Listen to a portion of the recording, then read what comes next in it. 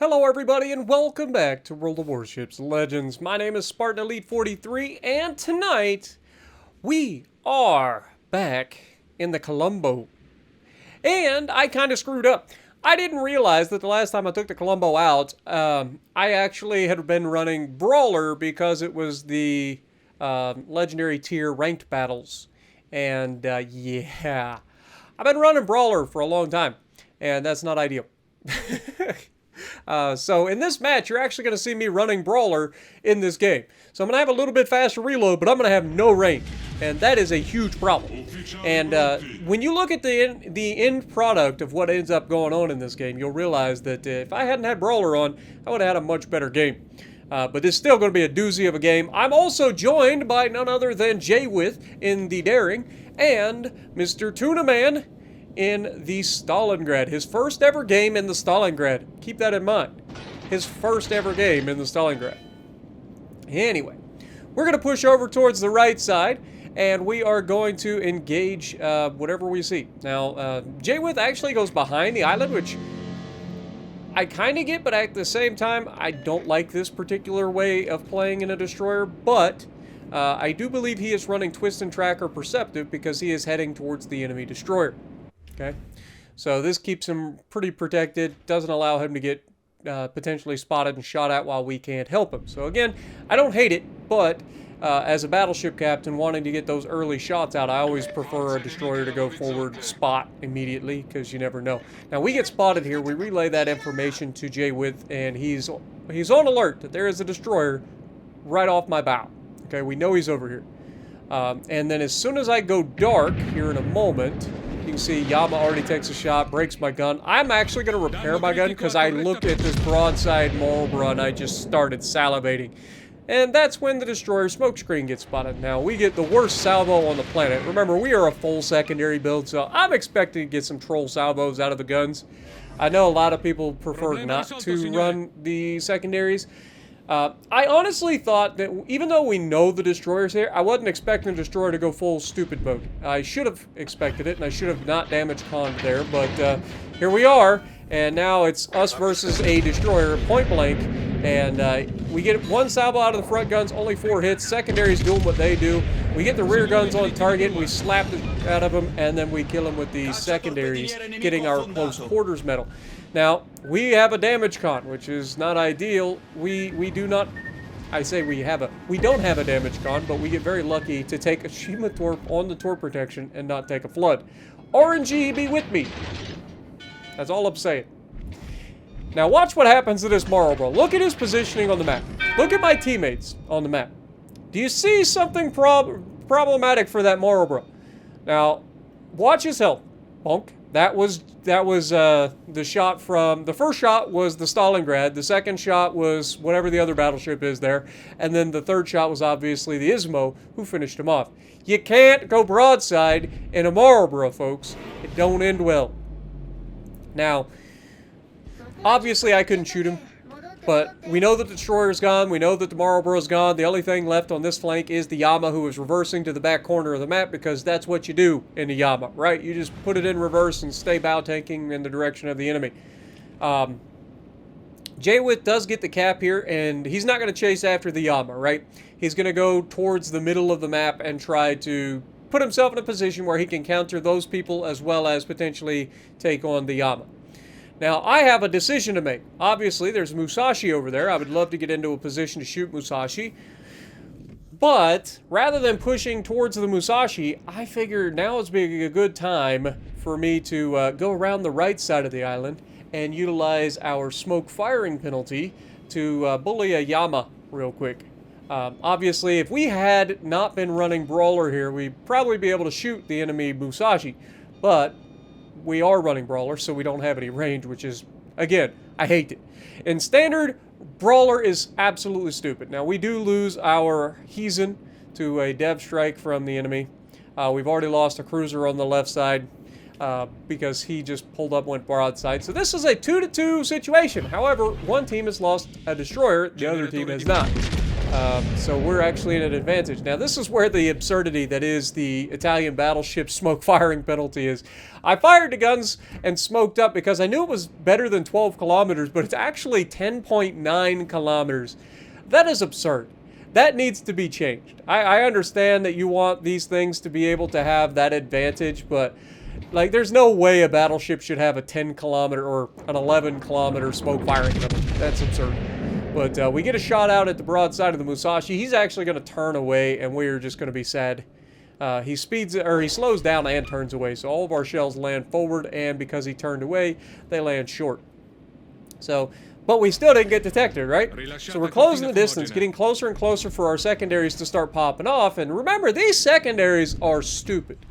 All right, you can see I'm looking at the secondary range right now. Now, we do get spotted, so our smoke is gone. So there goes any chance we had of sneaking up on the Yama. But we get some okay hits here into the superstructure. One thing that you don't realize is just how good the AP is on this thing. But you'll notice that I'm anticipating this Yama staying bow in. So I'm going to switch over to HE. See if we can't burn a damage con. Maybe burn or get some like permafires or something. But you can see J-Width is in a smoke. He's doing his thing. When you're in a daring and you get the ability to just smoke up while your teammates keep people spotted so you can keep DPMing them, so you're having a good time. Now here we get a shot into the Yama. 4 hits, no fire, right? This is the reason why I don't shoot HE out of battleships very often. Unless it's like, you know, something British. I generally don't use HE. Now the secondaries are finally kicking away. And you can see I still have the HE loaded.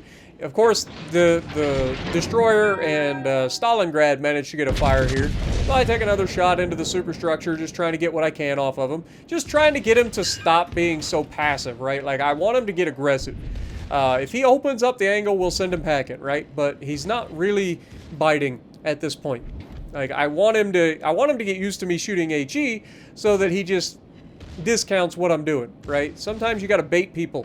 Now here we bait and switch him, and he thought he was going to get some good hits. He gets terrible RNG on his accuracy, and we get the plink plink off the armor belt. Again, Italian battleship, it's tanky as frick, like it just is, right? But here we switch back over to the AP, and you can see we start to really punish that superstructure on the Yama. One of the things that this AP is very good at is because you're sending 16 rounds down range, you can slaughter superstructures. And then, of course, you got the SAP just doing what it does, which is just constantly just pick away. Any weakness that it hits is going to be just a little bit of chip damage. Just chip damage, chip damage, chip damage. And before you know it, that chip damage turns into kills, right? Like, we're at 70,000 damage. The enemy Yama, unfortunately, is going to get away. The Musashi's already dead. The Yama's going to get behind the island, and this next decision that I make is probably one of the most sad decisions that I make in this battle. So we already know that I'm struggling with trying to get damage in this particular match because I'm running Brawler, but we didn't quite have the reload to get a shot on the Yama before he gets behind the island, and the Italians have high-velocity shells, meaning they don't fly up in the air as high. They tend to stay closer, a little flatter arc, which makes them easy to aim, but at the same time, like, trying to lob islands is difficult, right? So in this situation, watch the minimap as the Yama starts to turn away. You can see I start to get a little bit frustrated because he actually turns away in the perfect spot to stay behind the thickest part of the island.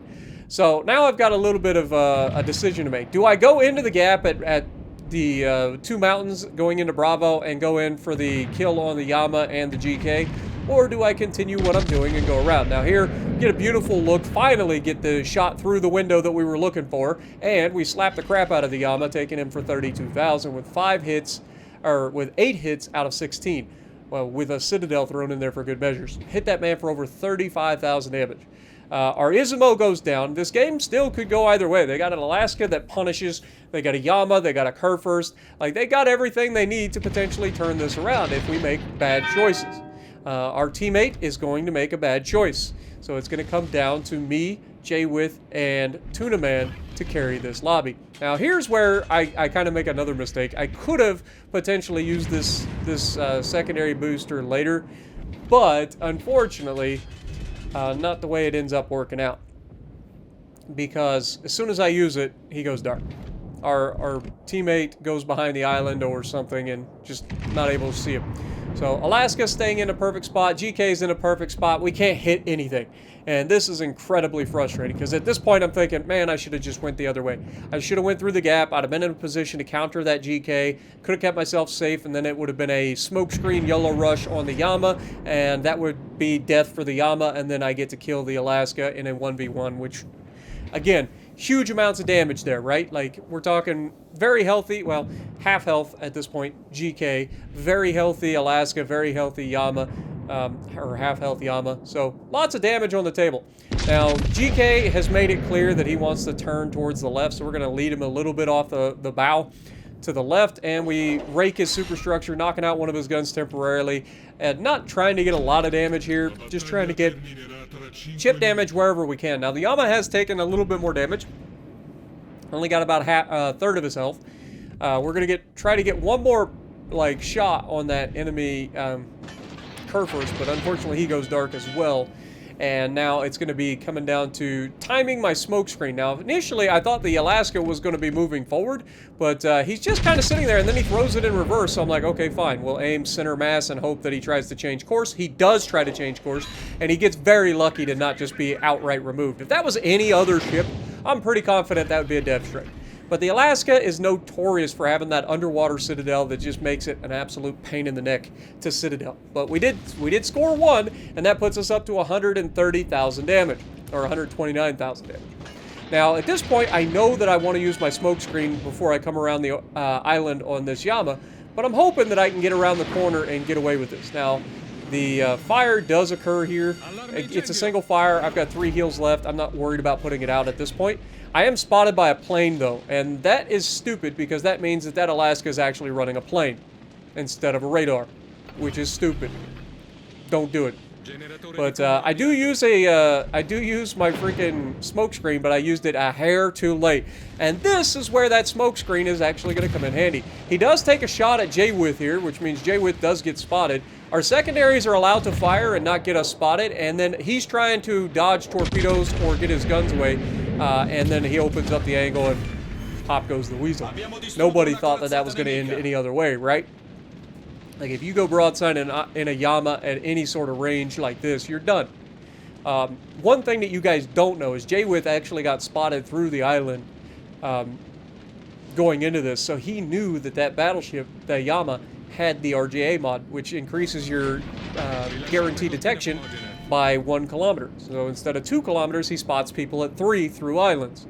So J-With got detected, and he relayed that to me. So I knew that if push come to shove, if I got within 3 kilometers of that Yama, he would spot me before I spotted him, which is not ideal, which means he gets to get a good shot away. Now, because we saved our damage con, we are going to take the shot into the superstructure of the GK, kind of pushing him away, and we're going to get behind the island and break contact. This does 2 things. First of all, it allows me to break contact, get my heal off, get my damage con, and start to recover that damage control as well, because it takes 1 minute and 20 seconds for that damage con to come back. J-With, on the other hand, is actually going to go kind of crazy here. He's going to go after the Alaska. And he actually gets a little too close to the Alaska, gets himself detected, but he figures Alaska already beached, he's reversing. All he has to do is hit him with 1 or 2 torpedoes, and that Alaska's toast. So despite the Alaska and GK both taking shots at him, he's going to survive those hits, and the Alaska will not. So not a bad trade for him. And then it's going to come down to what I end up doing here. You can see I have managed to stay unspotted up to this point. We watched the torpedoes hit. First, I thought he was only going to hit the 1, but he does end up taking the 2nd torpedo and finishing Alaska off. Now, at this point, my goal is simple. I want to grab this cap, but I also want to be in a position where I can spot the enemy GK and potentially take him down. There's 1.5 minutes left, so odds that I die in this time, especially from a GK who's already shown that he's using a lot of fire, like HE, like he's not really a big threat to me. With heals left, I'm going to get 1 more heal off, be able to heal about 12,000 health left. We're going to have a damage con so we can put out a fire. Like, this is not threatening in any sense of the word to me. So we go ahead, we get rid of that damage, or we get rid of that fire, Again, not a big threat because he's only going to get maybe one more shot off, right? He reloads every 30 seconds, so by the time he gets one shot off, he may get a second shot if he fires quickly. But we get the rear turrets out, the secondaries are starting to do their thing. Again, we're aiming high for the upper side plating and superstructure. He does hit us, does not get the fires, and the secondaries are going to start chewing him away. Now at this point, we're at 182,000 damage. I know I'm going to get another reload in, and we are going to try to break 200k. So at this point, he actually goes bow into the island. He's going to beach himself just to try to take any potential damage away, make himself as skinny as possible. But our secondaries are going to be running for pretty much the rest of the game. Our main guns, I wait for him to open the angle up just enough, and we rake that superstructure, but just unfortunately not landing enough hits to really finish him off. And then the secondaries are so close, but not quite enough. But we did just break 200,000 damage right at the very end because of the secondaries. So 200,396 damage, close quarters and a high cal, and we got 3,100 base XP. So making the best of a bad situation. We had the wrong build on there, didn't have any range, but we managed to still make it work for us. And between the three of us, we carried the game. Me, Jaywith, and Tuna absolutely carried this game. So let me know what you guys think. If you like what I'm doing, punch the like button, leave a comment below, subscribe to the channel if you haven't already, and as always, I will see you in the next video.